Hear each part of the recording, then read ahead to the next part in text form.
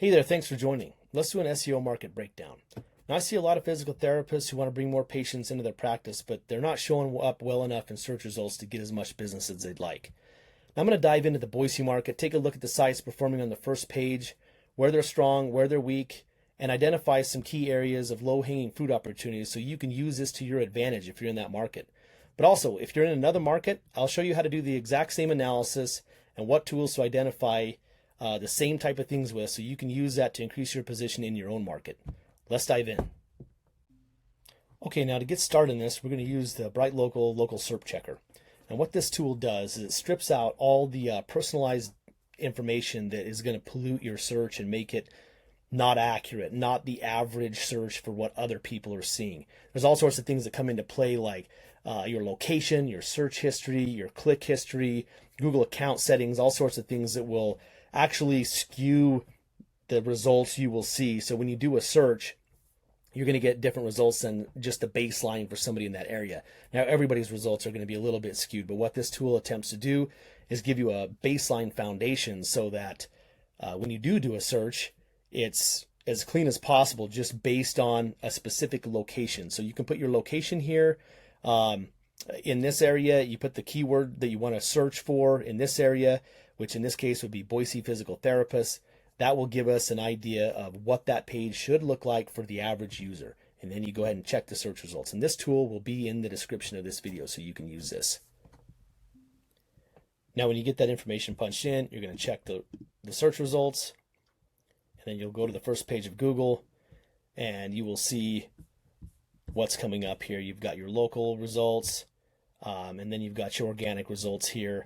And what I've done already is I've already sorted through a lot of these sites and pulled a lot of information. So we're going to dive into this. We're going to look at the top 3 local results, and we're going to look at the all the top results on organic except for directories like Yelp, because they're not really competitors. So we're going to leave that out of the mix.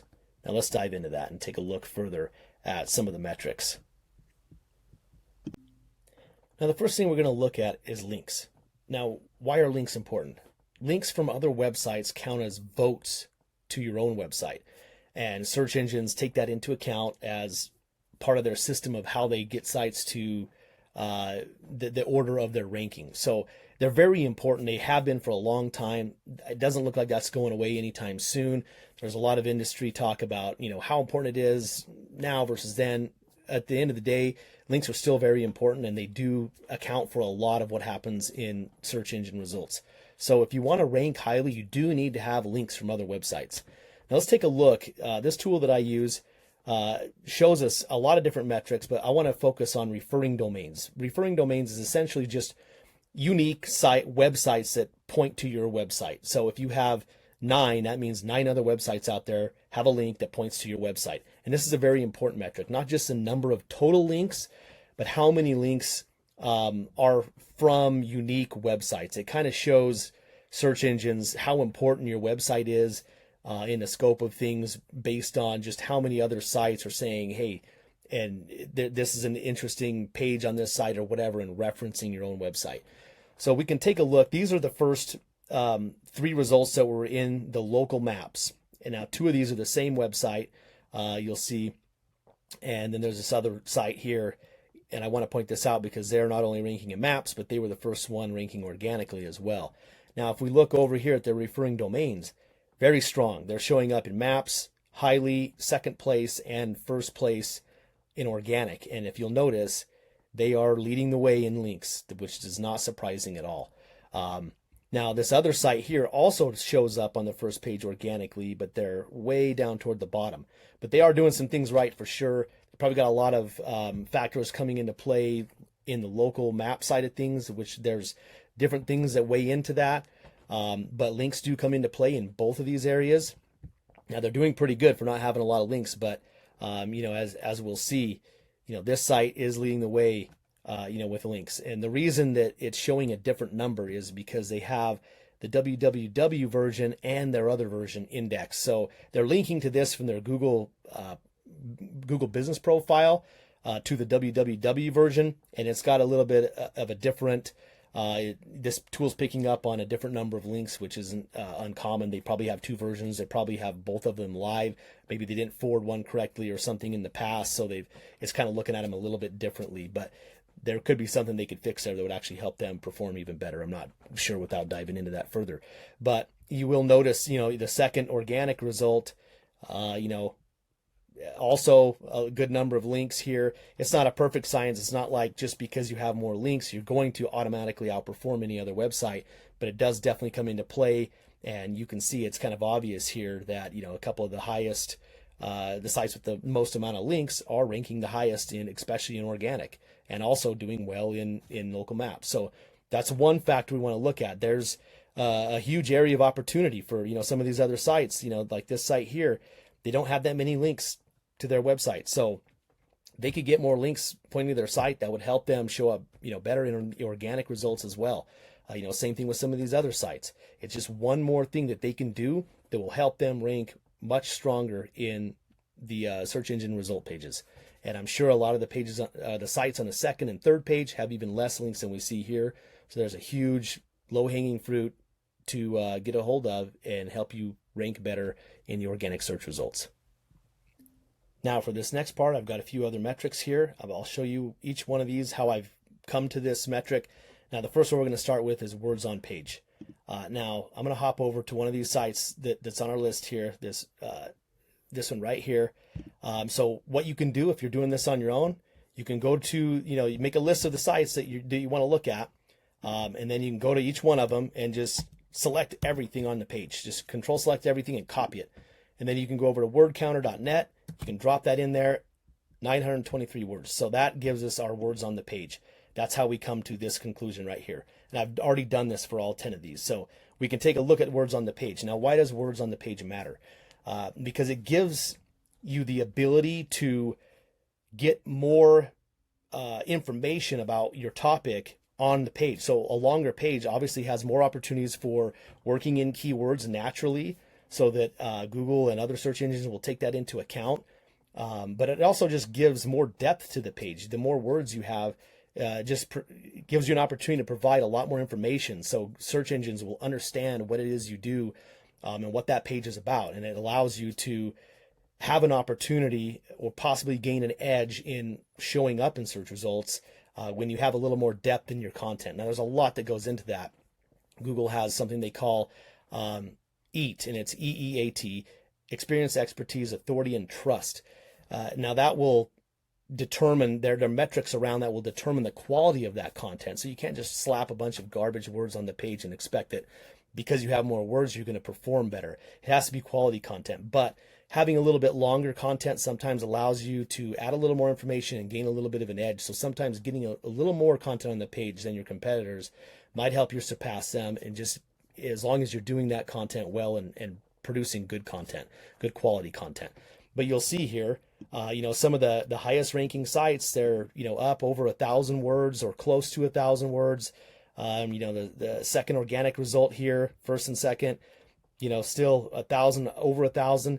And then it kind of starts, dropping down a little bit as you see you go further down the page. Not every one of them, because again, this isn't a perfect science either. There's so many factors that come into play, but it is one factor. Having that good quality content and a decent amount of it to give the depth needed allows you to gain an edge over your competitors. So here's one thing I would look at if I was trying to rank in this market. I would be looking at how many words are on the page for everybody on that first page and seeing what I can do better. Maybe you go to 2,000 words on the first page. Maybe that's overkill. Maybe just go to 15, 16, 1,800 words and make it really good quality content, a lot of depth. A lot of different forms of media to add to that as well. And that could give you an edge and help you surpass these people that are ranking on the first page. Now for this next metric, we're going to look at page speeds. The tool we're going to use for this is Google Page Speed Insights. Again, I'll link to this in the description so you can go to this and test your own website, test your competitors, and take a look at where they're at. But I will show you real quick how that works. You'll go to this Google Page Speed Insights, pagespeed.web.dev. You'll punch your domain in. It can be the whole page, it can be a longer address. It's just going to look at the whatever page you put in. It doesn't have to be the home page. I just threw my website in here just for comparison. On mobile, it's scoring an 88 in performance. That's really good. Desktop, 97. It doesn't get a whole lot better than that. I could maybe get the mobile up into the 90s, but that's really, really strong. Now let's take a look at the websites that we are analyzing here. Look at the mobile score, 57. That's not very good. Desktop, 68, not great. 63, a lot of 63s here, 12, 42, 55. The highest mobile is 95 on here, and everything else is in the 60s or below. There's a huge low-hanging fruit opportunity to surpass these other sites in your page speed and gain an edge in that way. Now, page speed, again, it's more complex than just page speed. Just because you pass them in page speed does not mean you're going to pass them in the SERPs. But this is one opportunity here that you can work on and help speed your site up to help further your position in the search results. There's a lot of opportunity here in this market to gain an edge in this one thing right here. Now, what does that account for in the scope of things? It's probably not as big as links or words on the page, but it does matter. And speeding your site up will also help you perform in the sense that people aren't getting frustrated waiting for your website to load and leaving and going on to your competitors. You definitely don't want that. If you get the chance to show up in search results and get users into your website, you don't want them to lose patience, get frustrated, and leave before they actually even land on your site. So there's another low-hanging fruit opportunity, a lot of opportunity in this particular market to gain an edge and a stronghold in this particular metric. Now for the next piece of analysis, we're going to look at a tool called SiteLiner. This is also a free tool. I've already got a site pulled up in here, but you would just punch your website into the search bar, do the search. It's free. You can buy credits to get a deeper analysis, but you can do free reports on this as well. And so this is kind of what it looks like when you run one of these. You're going to see normal pages, which is just basically how many pages it scanned. So there's 236 here, several other pages not scanned for whatever reason, might be a credit issue.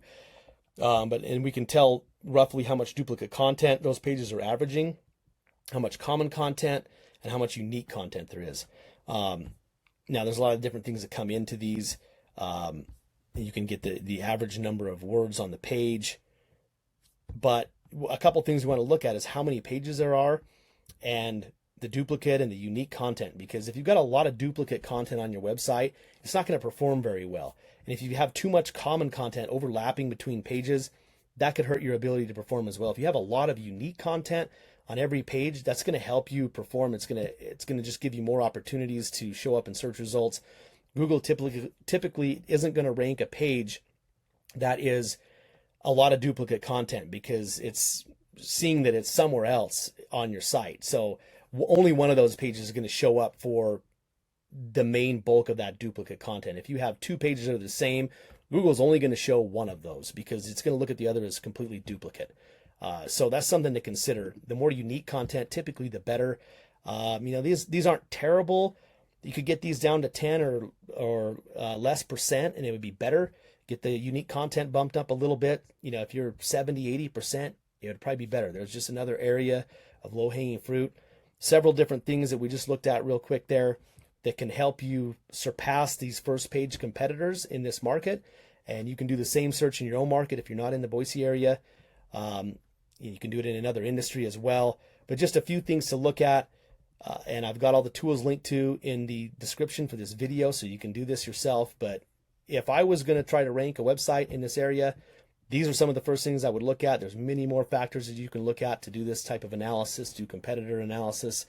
But these are some things I would look at and I would work on to build and better to give me an edge in the search results and surpass some of these competitors and outrank them so that I was getting more traffic from Google search results and other search engines. All right, so there you have it. Again, use this information to your advantage. The links to these tools are in the description of this video.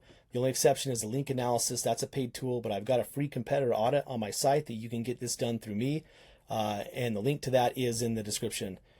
So if you'd like to see more marketing breakdowns like this, like and subscribe. If you're in this market, industry, or just need some help and would like me to help you beat out your competition, certainly reach out and we'll set up a free strategy session to see if there's a good fit to work together. Appreciate your time and have a good day.